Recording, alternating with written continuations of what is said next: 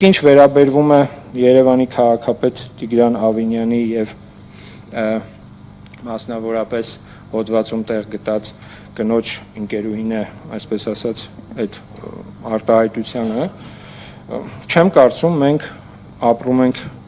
բազմամիլիոնանոց քաղաքում կամ երկրում,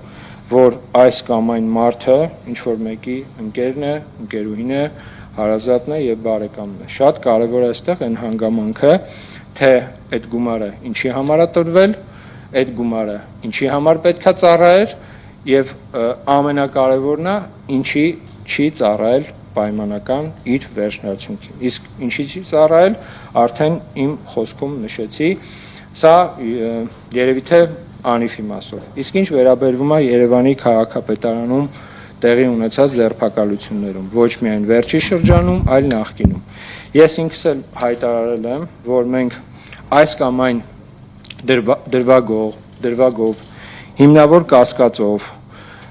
համագործակցում ենք մեր ուժային գործընկերների հետ։ Դուք երևի նաև ականատեսը եղած կլինեք, որ գործակարգավարական խորհրդակցությունների ժամանակ մենք որոշակի առումով առնվազն մի դեպքի հետ կապված հրապարակային ասել ենք, որ ստեղ խնդիր կա, այդ խնդրի վերաբերյալ որոշակի փաստաթղթեր ենք փոխանցել մեր գործընկերներին եւ այսպես ասած գործին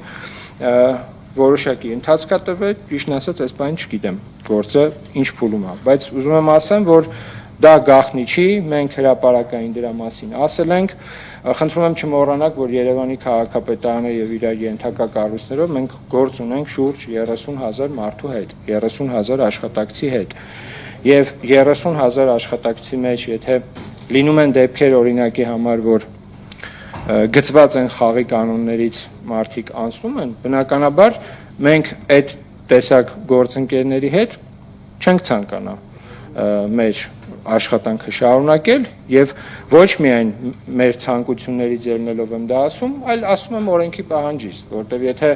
դու մի բանի մասին գիտես ու չես հայտնում, այդ նշանակում է, որ առնվազն դու որոշակի հետաքրքրություն ունես չհայտնելու մեջ կամ այլ մի պատճառ, էլի։ Ինչ վերաբերվում է վերջի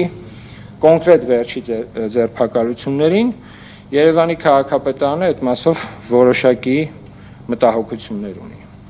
որովհետև եթե օրինակի համար դուք ծանոթանաք տվյալ գործով ձերբակալված, կալանավորված կամ կալանքը մասնակի բավարարված մեր գործընկերների փաստաբանների հետ ու իրենցից լսեք, թե այդ մարդիկ ինչի համար են օրինակի համար մեղադրվում ու ինչի են անազատության մեջ կամ այսպես ասած տնային կալանքի, դուք կհասկանաք, դուք ինքներդ եք կհասկանաք, որ ինչ-որ մի բան այնպես չի։